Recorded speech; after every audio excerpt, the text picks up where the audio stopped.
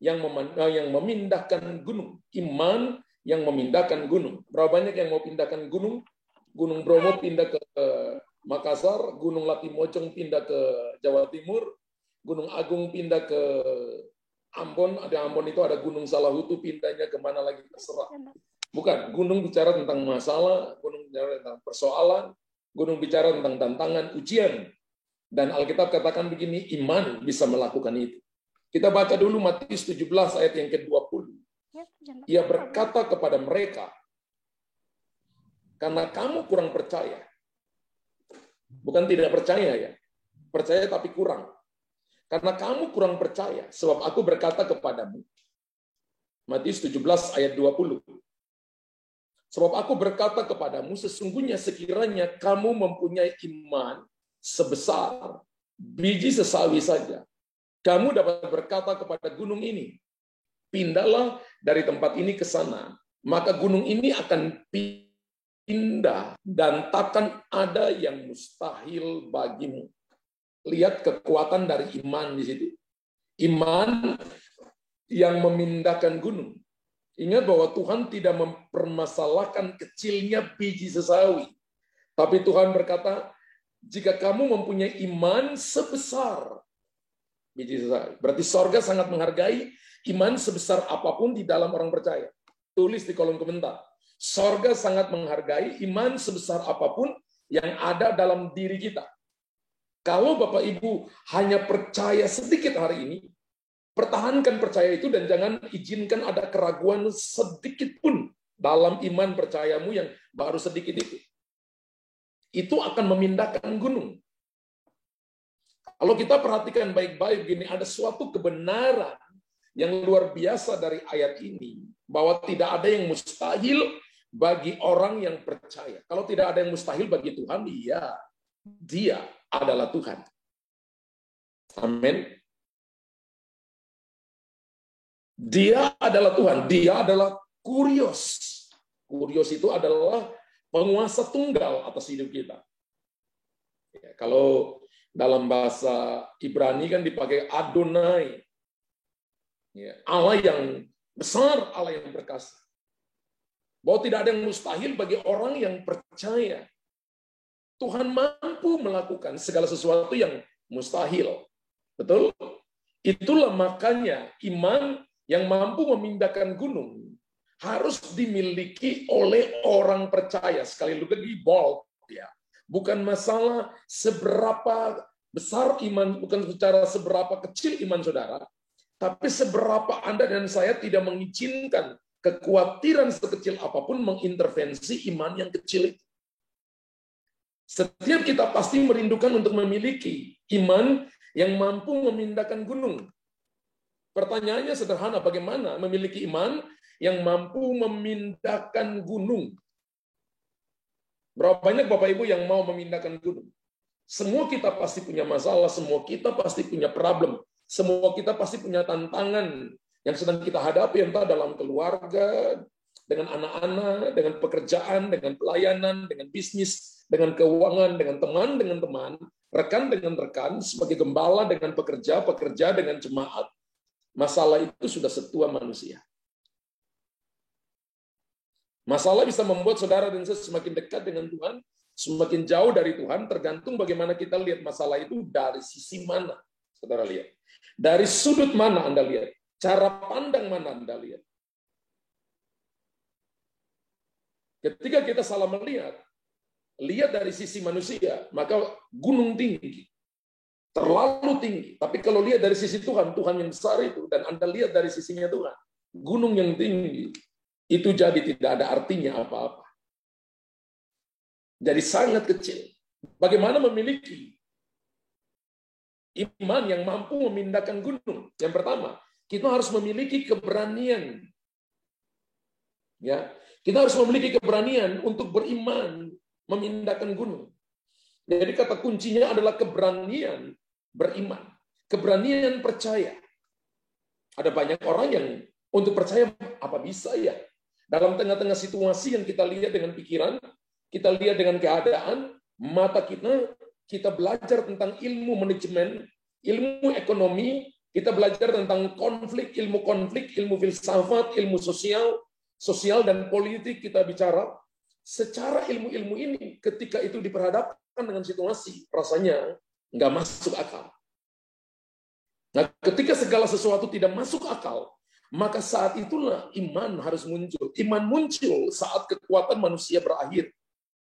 Tulis di kolom komentar. Iman muncul saat kekuatan manusia berakhir. Amin. 5 juta triliun kali. Makanya kita tidak bisa mengukur iman kita secara manusia. Ilmu, kekuatan, strata, belajar kita, kedudukan kita nggak bisa. Amin. Dan Alkitab berkata, mustahil mempercayai iman seukuran biji sesawi yang mampu memindahkan gunung. Bapak Ibu pernah lihat biji sesawi? Kecil luar biasa. Dan secara logika, untuk memindahkan gunung, yang diperlukan, secara logika ya, yang diperlukan untuk memindahkan gunung yang tinggi, maka secara logika manusia, diperlukan juga iman sebesar gunung itu, minimal. Bila perlu iman yang lebih besar dari gunung itu, supaya gunung bisa pindah. Atau paling tidak seimbang atau sesuai dengan gunung itu. Itu minimalnya. Kan logikanya begitu. Kita selalu berkata, ini kalau untuk selesaikan masalah ini, maka iman harus seperti ini. Prinsip Alkitabiah berbeda. Tuhan katakan begini, Tuhan membutuhkan hanya iman kalau sebesar biji sesawi. Tuhan tidak berkata, sekecil biji sesawi, sebesar biji sesawi. Itu penghargaan kepada semua orang yang mempercayai firman-Nya. Jadi ketika Bapak Ibu katakan ini, aku percaya firman Allah, sorga menghargai itu. Wow.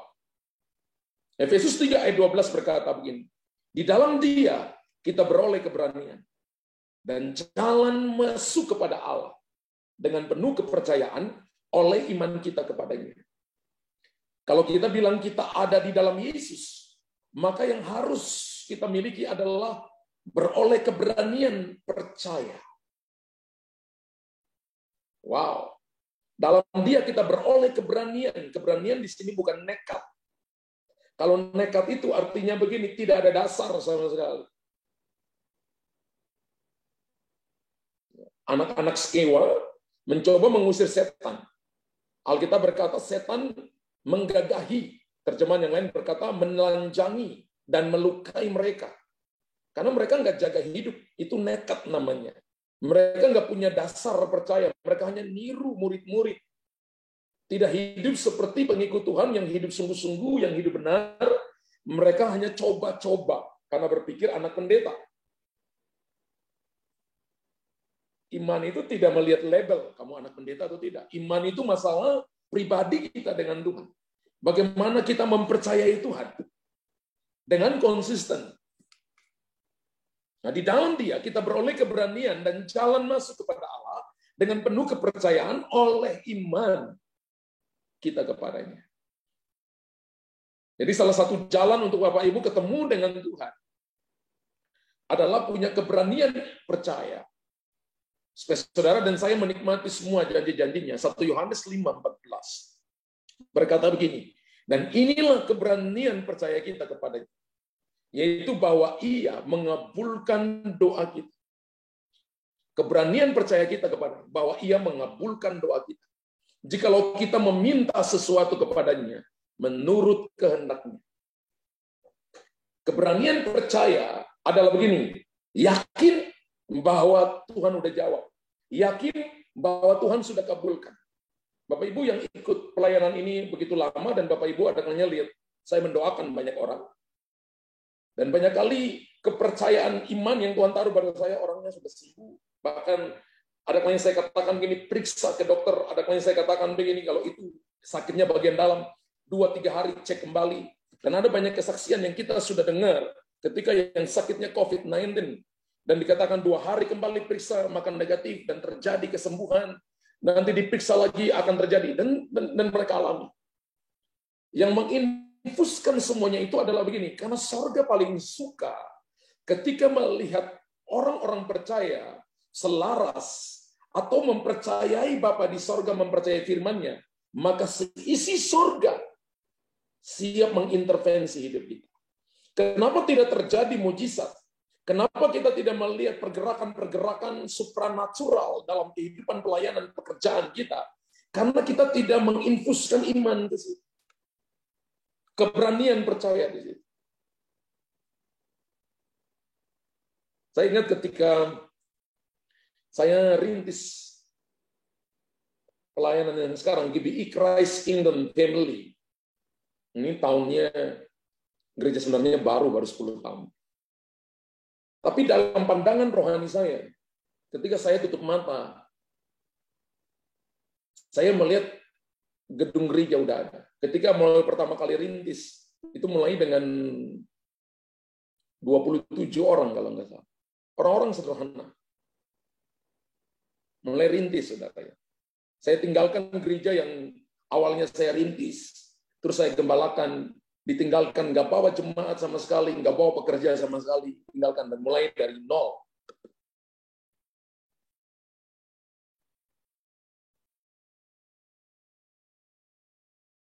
Saya katakan kepada 27 orang itu, saya kok tutup mata, lihatnya 3.000 orang ya. Buka mata, kok 27 orang. Setiap minggu saya ngomong itu kepada mereka. Dan ketika 27 orang minggu depan buka lagi mata, wow, sudah jadi 40 orang. Minggu berikut tutup mata, lihat 3.000, buka mata, oh sudah jadi 50 orang. Tutup mata, lihat 3.000, buka mata, oh sudah naik hampir 100, seperti itu. Itu namanya begini, tindakan-tindakan iman dan percaya. Haleluya. Amin. Coba Bapak Ibu tutup mata. Aku berjalan bersama, bisnisku baik. Lihat di dalam alam rohani.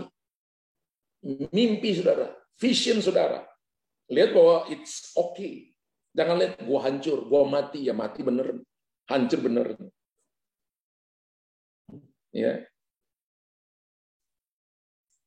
Bahwa ia telah mengabulkan doa kita. Bahkan saya katakan kepada salah satu teman saya, arsitek, tolong gambar gedung gereja 7 lantai. Dia gambar. Lalu saya iman, jadi. Dan ketika jalan, memang nggak mudah. Tapi sebuah vision dari Tuhan harus ada tantangan. Kalau nggak ada tantangan, bukan dari Tuhan.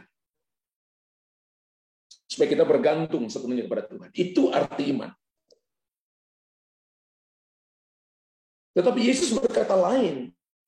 Kalau orang berkata begini bahwa harus butuh iman yang sama dengan gunung. Harus butuh iman yang sama dengan masalah. Karena masalah besar, Pak. Iman yang besar. Betul ada ayat yang tentang iman yang besar. 1 Yohanes 5, ayat yang keempat dan 5 berkata, iman besar itu mengalahkan dunia. Tapi dalam hal ini kita bicara tentang iman yang kecil. Yesus berkata lain, untuk memindahkan gunung bukan soal ukuran iman kita. Akan tetapi untuk memindahkan gunung diperlukan iman yang berani memindahkan gunung. Katakan amin. Iman yang berani memindahkan gunung.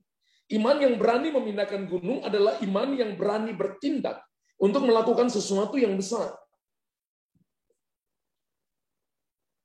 Ada kalanya saya sering bereksperimen dengan Roh Kudus, terutama dalam pelayanan, Bapak Ibu.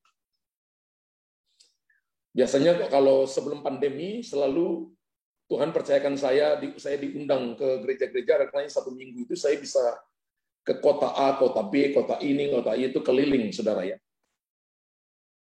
Dan banyak kali ada kalanya saya dengar Roh Kudus bilang untuk saya, kamu nggak usah tumpangin tangan kepada jemaat, kamu altar call, kamu bersiul saja.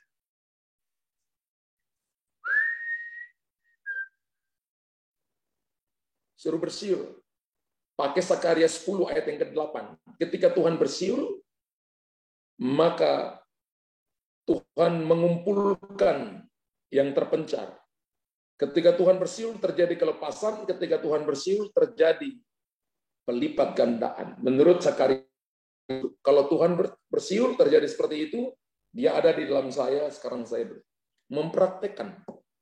Dan ketika saya taat kepada Roh Kudus dan bersiul, tiba-tiba orang itu seperti mereka batang pohon yang tiba-tiba tumbang sendiri. Ada satu kekuatan yang luar biasa menjamah mereka.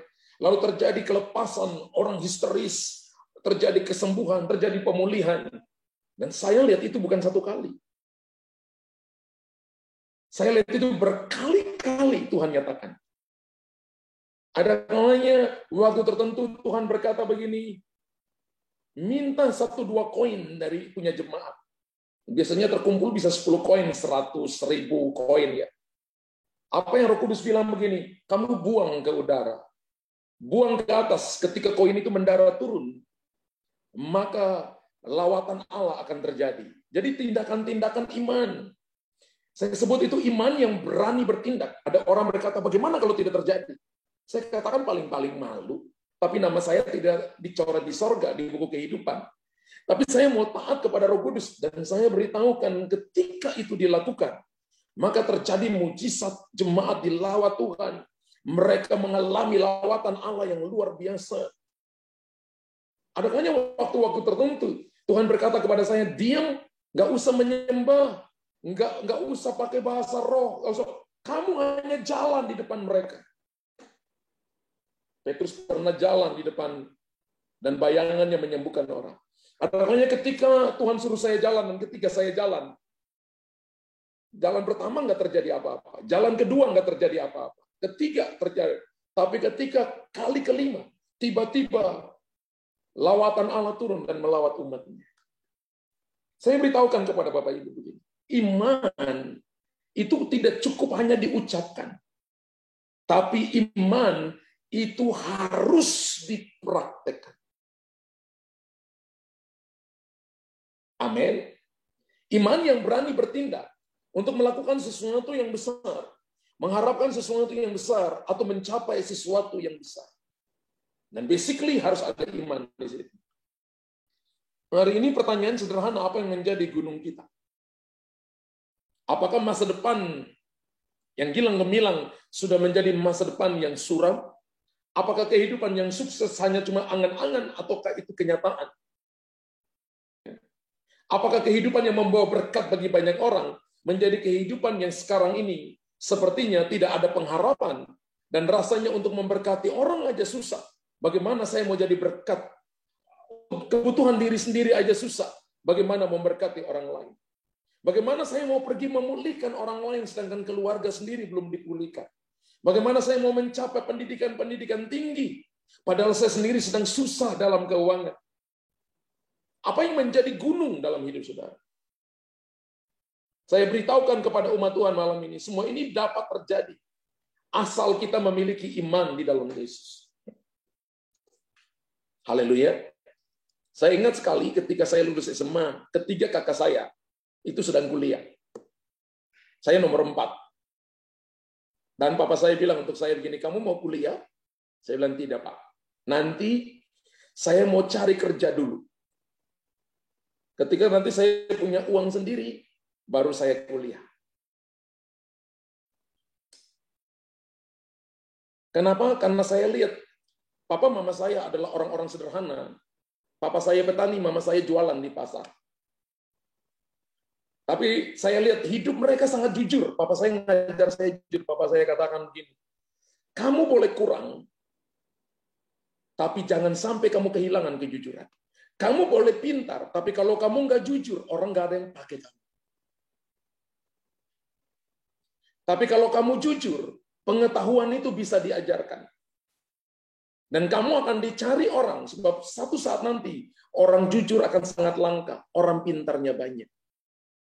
Yang kedua, papa saya katakan begini kepada saya, laki-laki kamu harus punya uang, karena itu bukti bahwa kamu bertanggung jawab, apalagi kalau kamu punya keluarga. Dan saya, nasihat-nasihat sederhana itu saya taruh di dada saya taruh di hati saya. Orang tua yang tidak punya pendidikan tinggi, tapi kehidupan mereka, pengalaman hidup mereka, menghidupi. Kami 7 bersaudara, 2 meninggal. Menghidupi 5 orang yang masih ada, dan semuanya jadi hamba Tuhan sekarang. Keluarga saya semuanya jadi hamba Tuhan, adik kakak semua jadi hamba Tuhan. Itu anugerah dari Tuhan. Dan saya beritahukan kepada Bapak Ibu, Bapak saya sudah meninggal 2012, mama saya masih ada sampai hari ini. Saya beritahukan kepada Bapak Ibu begini, bahwa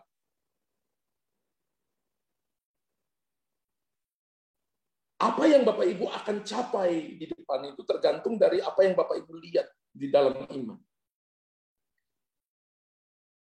Kemudian saya berkata kepada saya harus lihat sampai strata 3. Dalam situasi yang keadaan waktu itu, saya untuk apa yang saya akan gapai nggak mungkin. Tapi sekarang ini, puji Tuhan, mimpi itu menjadi kenyataan. Sekarang ini saya sedang ambil doktoral, Bapak Ibu ya. Sudah masuk di tahun kedua. Ya. Sudah masuk di tahun kedua, dan saya percaya bahwa itu yang saya katakan begini. Ketika saudara dan saya punya iman, ini bukan untuk gagah-gagahan, saudara ya. Bukan untuk gagah-gagahan. Tapi apa yang menjadi tertunda waktu itu bisa jadi satu kenyataan ketika Bapak Ibu percaya bahwa di dalam Tuhan semuanya mungkin. Semuanya itu dapat terjadi asalkan saja kita memiliki iman di dalam Yesus. Yesus mampu melakukannya selama kita terus percaya kepada Dia. Amin. Saya lihat dalam pelayanan, ya, bahkan nggak usah pelayanan apa yang terjadi hari-hari ini, dalam komunitas kita ini, Bapak Ibu dengar begitu banyak mujizat terjadi. Dan saya tahu begini, bahwa itu bukan tentang saya. Saya hanya cuma belajar percaya kepada Tuhan, dan selanjutnya izinkan Tuhan yang bergerak. Pertanyaan orang gini, apakah ini masuk akal, Pak? Ini kan terlalu besar. Saya beritahukan Bapak Ibu, yang kalau kecil-kecil Bapak Ibu lakukan sendiri. Tapi kalau yang besar tidak terjangkau, maka Bapak Ibu harus pakai iman di situ. Tulis di kolom komentar, yang kecil-kecil saya lakukan. Ya, beli nasi, beli minuman, bagian saya bisa lakukan. Betul? Tapi kalau Bapak Ibu mau punya sesuatu yang besar di luar kemampuan Bapak Ibu, butuh iman di situ. Sesuatu yang tidak masuk akal, justru tidak masuk akal bagi kita, tapi iman akan membuat semuanya masuk akal. Iman itu tidak bertentangan dengan akal, tapi iman melampaui akal. Tulis di kolom komentar, Bapak Ibu, iman tidak bertentangan dengan akal, tapi iman melampaui akal. Amin, 10 juta triliun kali. Orang-orang dunia saja ketika mereka memiliki keyakinan, mereka mampu mencapai sesuatu yang besar. Lihat saja para penemu, Thomas Alva Edison, ya, Albert Einstein, Wright bersaudara, Wilbur dan Oliver yang menemukan pesawat terbang. Dengan keyakinan akan potensi mereka. Mereka mampu menciptakan sesuatu yang besar, seperti bola lampu, yang sekarang kita pakai, blitz handphone dan sebagainya, untuk kamera dan sebagainya, diciptakan oleh Thomas Alva Edison, yang pada waktu sekolah dasar, gurunya berkata, dia bukan cuma bodoh, tapi sungguh amat bodoh sekali. Jadi Thomas Alva Edison bukan cuma bodoh, tapi sungguh amat bodoh sekali. Kelas 2 tidak naik kelas ke kelas 3. Dipanggil, dikatakan sungguh amat bodoh sekali. Mamanya ke sekolah dan bilang kepada gurunya, anak saya nggak bodoh, tapi anak saya belum temukan guru yang tepat. Ya, diajarkan di rumah. Tadi sungguh amat bodoh sekali, bodohnya hilang. Tinggalnya cuma kalau tadi sungguh tinggal amat bodoh sekali. Diajarkan pintar, tinggal cuma bodoh sekali. Diajarkan tinggal bodoh. Diajarkan bodohnya hilang, tinggal mulai pintar. Diajarkan amat pintar. Diajarkan amat pintar sekali. Diajarkan sungguh amat pintar sekali. Wow, menemukan lampu, rumus fisika, pesawat terbang. Bukankah iman kita lebih daripada sekedar keyakinan? Jika keyakinan itu berdasarkan kemampuan sendiri, kemampuan olah pikiran manusia, filsafat, ilmu pengetahuan, itu bisa mencapai sesuatu yang besar. Bukankah iman kita melebihi keyakinan manusia? Tapi iman kita artinya membawa kepercayaan kita ke dalam kekuatan Tuhan yang berkuasa, yang sanggup melakukan jauh lebih besar dari kemampuan manusia. Amin. Makanya Alkitab kita tidak menulis orang pahlawan pembuat mujizat, enggak ada. Pahlawan yang khotbahnya bagus, enggak ada. Tapi Ibrani 11 mencatat pahlawan-pahlawan iman. Mungkin hari ini kalau Alkitab bisa ditambahkan, bisa dikanonisasi kembali, akan ditulis lagi para pahlawan iman di sini. Bapak Dokter Sembiring, pahlawan iman. Bapak Stevi, pahlawan iman. Ya, bisa ditambahkan banyak hal di sini. Ya, Ibu Bisyang, pahlawan iman.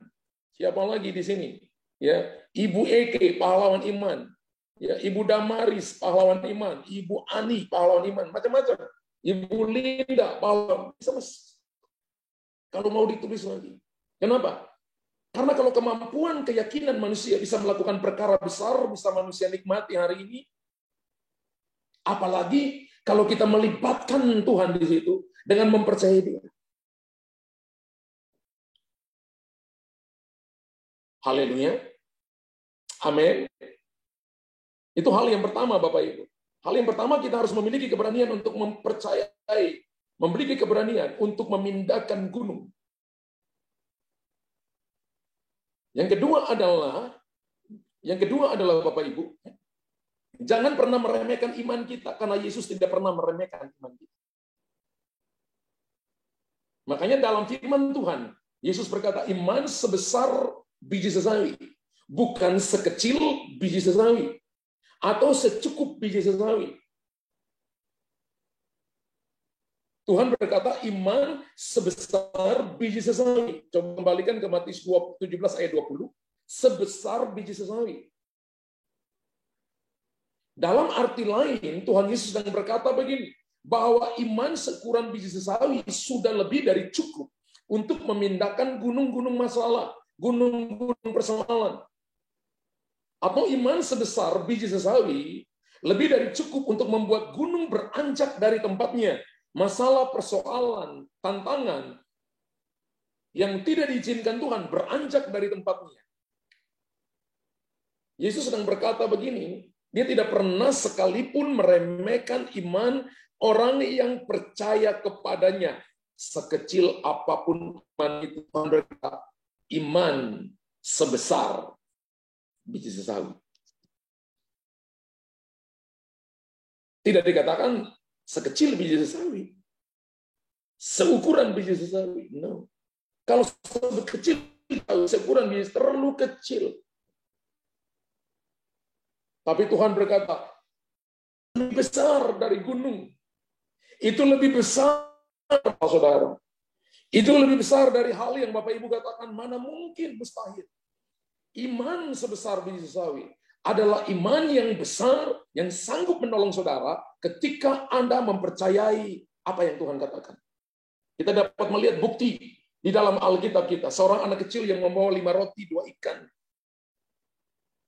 Amin. Seorang anak laki-laki yang membawa 5 roti 2 ikan.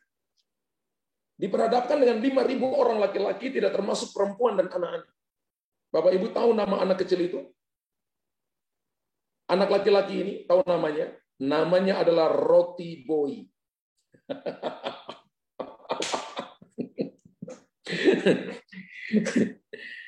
Namanya Roti Boy.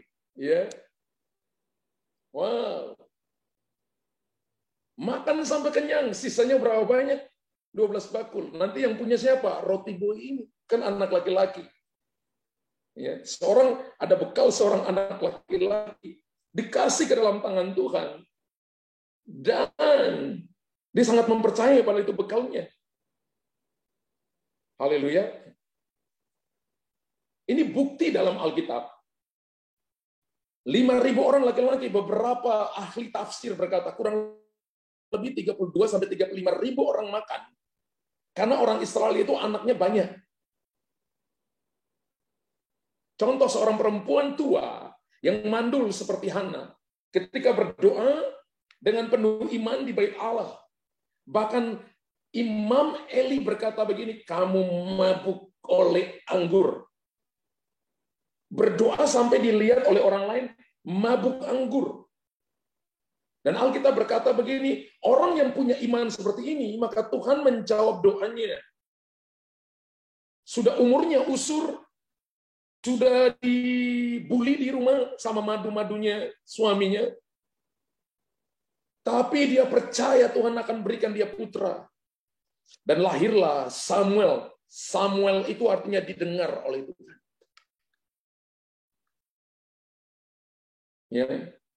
Samu dan El, ya, Sem dan El. Samuel, El itu Allah, didengar oleh Allah. Seorang yang tetap beriman sekalipun dibully, dikatakan mana mungkin kamu udah tua, mana mungkin kamu akan lihat mujizat, melahirkan seorang nabi yang mengurapi 2 raja. Saya beritahukan kepada Bapak Ibu, akan ada perkara-perkara besar yang akan lahir ketika iman muncul. Dan itu akan merobohkan, akan kembali meluruskan sejarah, akan menjadikan Anda dan saya history maker, pembuat sejarah. Atau kita lihat perempuan yang 12 tahun sakit pendarahan. Ketika ia beriman, ia mengatakan nggak perlu Tuhan tumpangin tangan kepada saya. Asal saja ku jamak jubahnya, aku akan sembuh. Dia belum mengenal Yesus. Dia cuma sakit dalam penderitaannya. Dia munculkan imannya. Sorga menghargai itu. Sorga selalu bereaksi. Di mana ada iman, maka di situ selalu terjadi mujizat. Perkara-perkara besar terjadi. Tulis di kolom komentar. Ketika iman muncul dalam diri saya, maka tidak ada gunung yang terlalu tinggi yang akan tahan di hadapanku. Amin 100 juta triliun kali. Ketika hari ini sakit penyakit, masalah pergumulan, keuangan, masa depan, itu tidak akan bisa tetap bertahan di hadapan saudara. Karena iman akan membuat jembatan untuk Anda ketemu dengan sang sumber. Anda akan melihat mujizat demi mujizat terjadi. Alkitab katakan seketika itu juga dia sembuh. Bukan tunggu besok, tunggu 1 jam lagi. Iman selalu menghadirkan mujizat seketika itu. Saya masih percaya hari ini pemulihan seketika itu bisa. Hari ini Tuhan bisa berkati Anda. Hari ini dia bisa lakukan itu seketika. Pertanyaannya begini, jantung Anda kuat enggak? Itu kan pertanyaannya.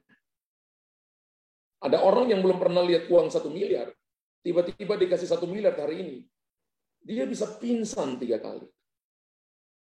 Kalau pingsan, nah, kalau serangan jantung. Karena itu Tuhan berkati Anda pelan-pelan untuk mengukur detak jantung Anda, gitu kan? Supaya jantungnya jangan cepat-cepat. Orang terlalu senang juga bahaya, saudara. Ya. Atau kalau mungkin jantungnya kuat, tapi ketika dikasih 1 miliar, kawin lagi. Nah itu kan tidak memuliakan Tuhan, saudara. Justru mencemarkan nama Tuhan. Makanya Tuhan nggak akan kasih sebelum hati kita siap. Jadi hati kita siap dulu. Sama seperti seorang bapak, nggak mungkin kasih pisau kepada anaknya yang masih kecil, karena sama saja dengan kita melukai anak kita. Anak kecil belum tahu nilai. Dikasih emas, dikasih coklat, dia ambil mana? Dia ambil coklat. Padahal manisnya cuma sesaat.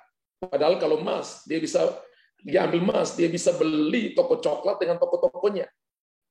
Coklat satu toko dengan toko-tokonya bisa dibeli semua. Tapi karena belum tahu nilai, dia cuma pilih 1 coklat. Tuhan memulihkan keadaannya. Ketika Tuhan memulihkan keadaan Hana, keadaan perempuan 12 tahun, keadaan Hana, memakai seorang anak kecil ini untuk membuktikan bahwa Tuhan sanggup melakukan hal-hal kecil apapun ketika kita percaya. Karena itu bagian kita nggak boleh takut. Harus tetap percaya kepada Tuhan. Selama beriman, selama ada iman, maka di situ selalu ada pertolongan. Tulis di kolom komentar.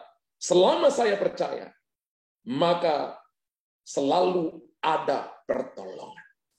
Tuhan itu paling senang dipercayai sama kita.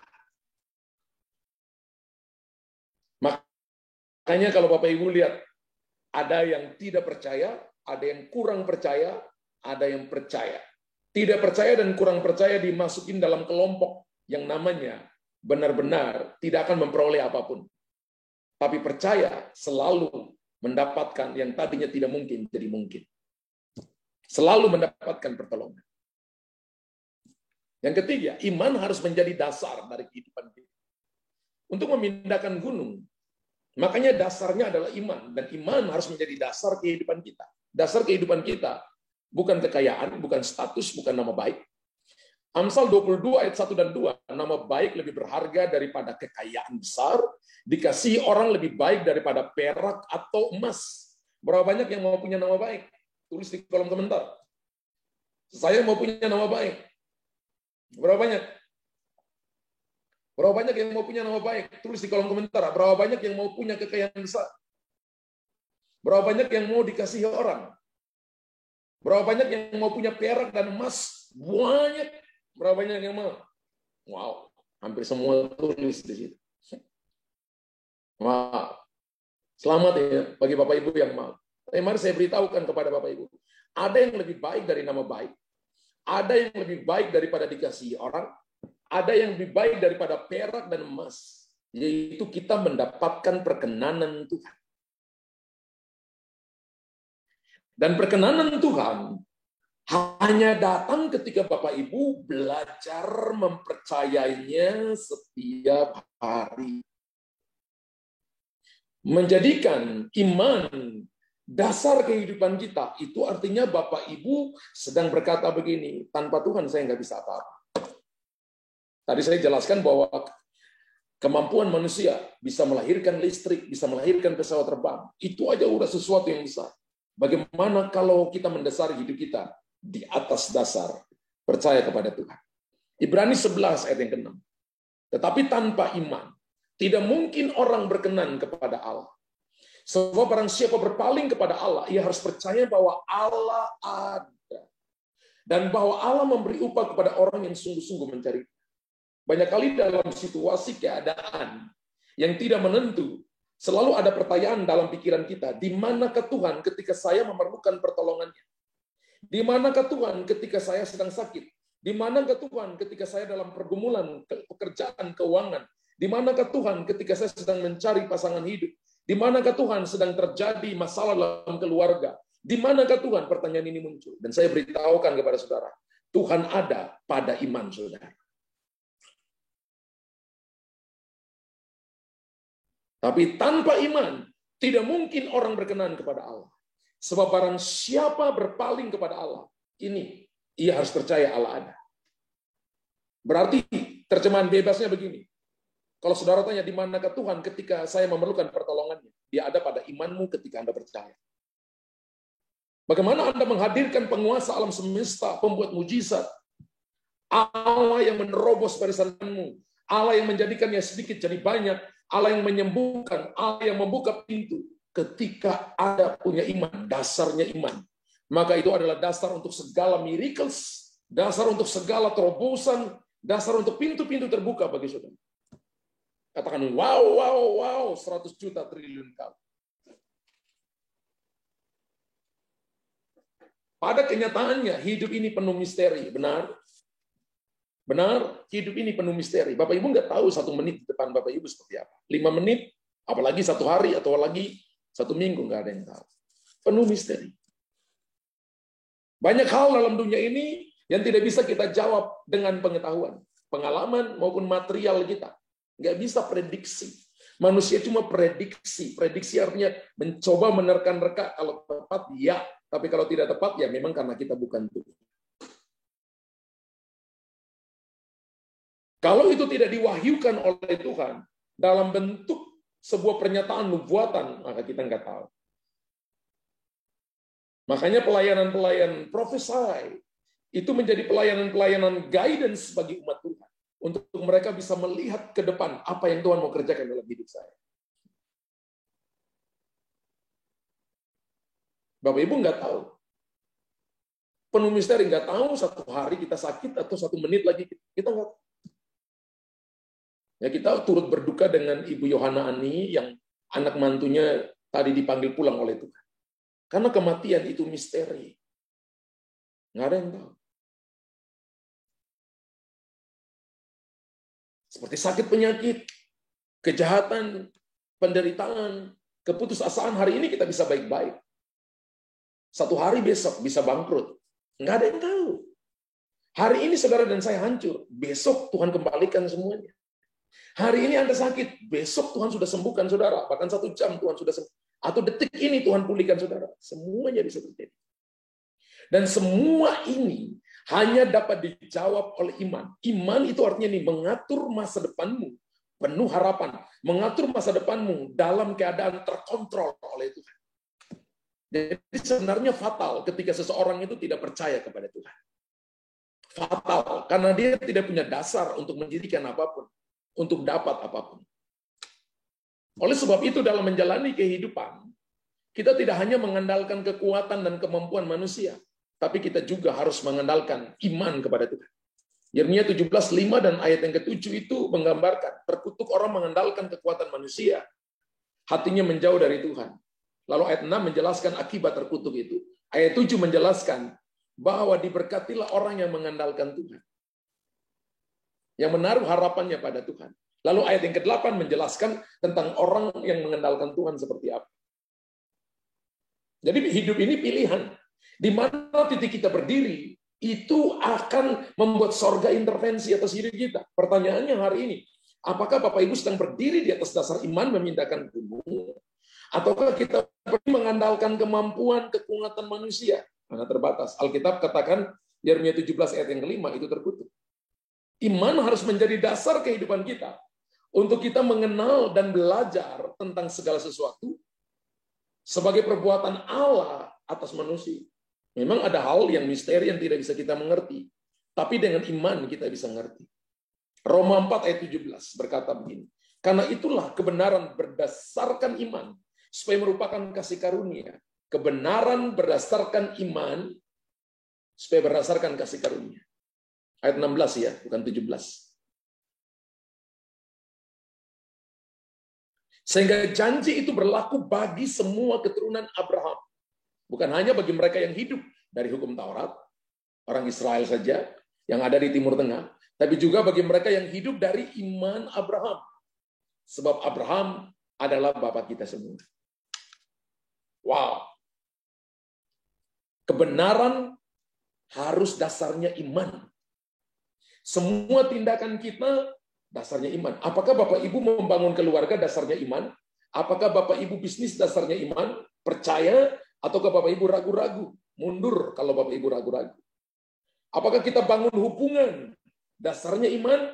Membangun keluarga dasarnya iman? Membangun pelayanan dasarnya kebenaran?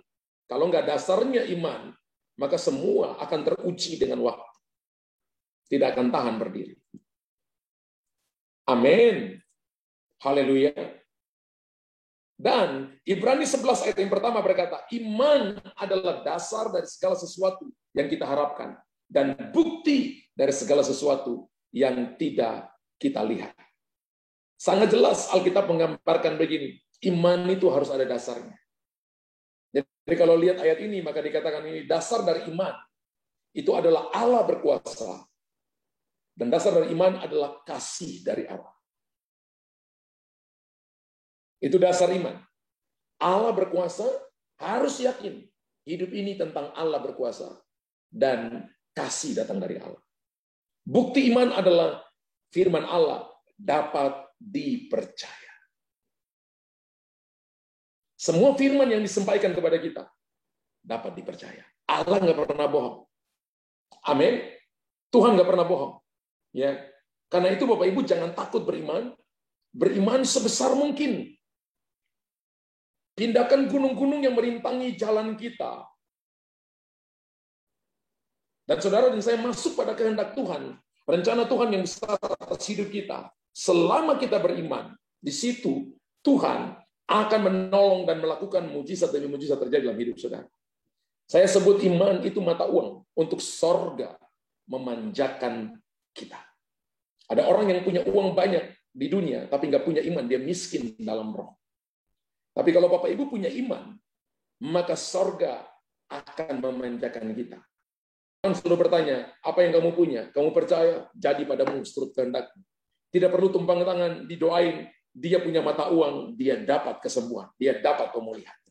Tuhan berkati saudara, Bapak Ibu yang diberkati malam ini, tulis di kolom komentar. Saya sungguh amat diberkati Tuhan malam hari ini. Haleluya. Haleluya. Luar biasa. Tuhan Yesus hebat. Puji Tuhan Bapak Ibu.